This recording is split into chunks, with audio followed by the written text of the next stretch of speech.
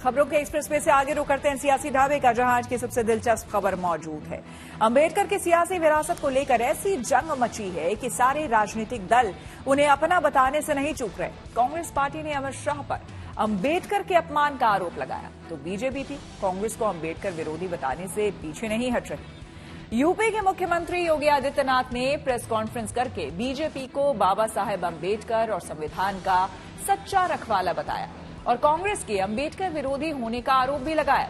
वहीं बहुजन समाज पार्टी ने आज दिल्ली में एक यात्रा निकाली और बीजेपी से लेकर कांग्रेस और आम आदमी पार्टी तक सबको अंबेडकर की नीतियों का विरोधी ठहरा दिया।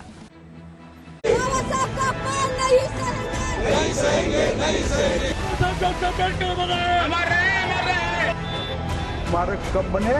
आपके मेरे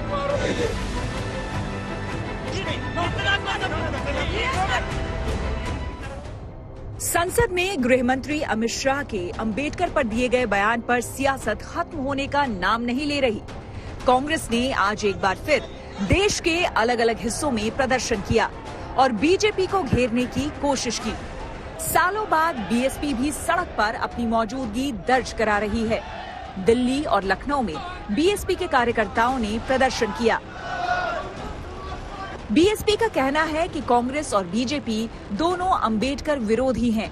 कांग्रेस का विरोध ढोंग है और कांग्रेस नेताओं का ये सियासी फैशन शो चल रहा है। पलटवार कांग्रेस ने भी किया, कहा कि बीएसपी और बीजेपी की विचारधारा में खास अंतर नहीं रह गया है। गृह मंत्री जी ने संसद में बाबा साहब जी के लिए जो टिप्पणी करी, उससे करोड़ों हमारे समाज के करोड़ों लोगों को, हमारी बहुजन समाज पार्टी को, हमारे समाज के लोगों को जो ठेस पहुंची है, उसके खिलाफ हमने ये प्रोटेस्ट निकाली है। और ये जो गलत बात कही है, अब वो तो सब रिकॉर्डेड है, वीडियो पे रिकॉर्डेड है, ये संसद में लाइव कहा गया था, तो इसमें तो वो आप जितनी भी सफाई देना चाहें, बट जो गलत है सो गलत है। अब तो बड़ी पार्टियां भी शामिल हो गई इसमें, चाहे वो राहुल गांधी जी हो या प्रियंका गांधी जी हो।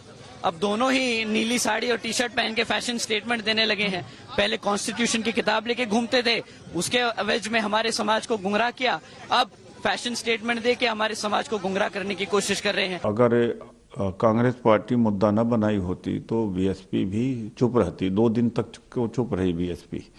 आफ्टर थॉट है, जब देखा कि वोट बैंक खिसक रहा है, इसलिए किया है। इसलिए कोई नैतिक अधिकार नहीं है मायावती को कि बीजेपी को घेर सके।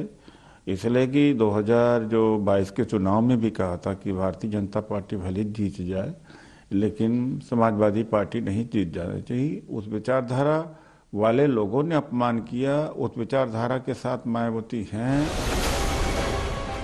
जवाब बीजेपी भी दे रही है।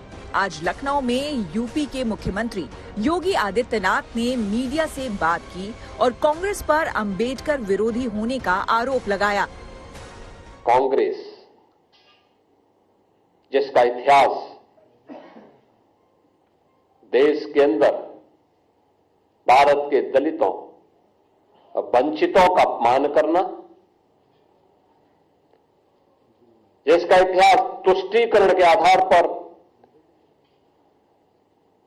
दलितों और वंचितों को उनके अधिकारों से पूरी तरह रोकने की एक कुत्सित चेष्टा का हिस्सा रहा है, और दूसरी तरफ तुष्टीकरण के आधार पर देश को विभाजन के कगार तक पहुंचाने का कार्य भी कांग्रेस ने किया। जिस पार्टी के ने शुरुआत में ही संविधान को मना कर दिया कि ये देश का संविधान नहीं हो सकता है, जिस पार्टी ने जिस दिन संविधान बना उसको एक दिन तरह से काली दिवस के रूप में मनाया। ठीक है, उस समय भारतीय जनता पार्टी नहीं थी, लेकिन इनके तो पुरखिया पूर्वज थे, जिनके लोग रोज चाहते हैं कि हमारा संविधान बदल जाए और संविधान की जगह मनुस्मृति संविधान बन जाए।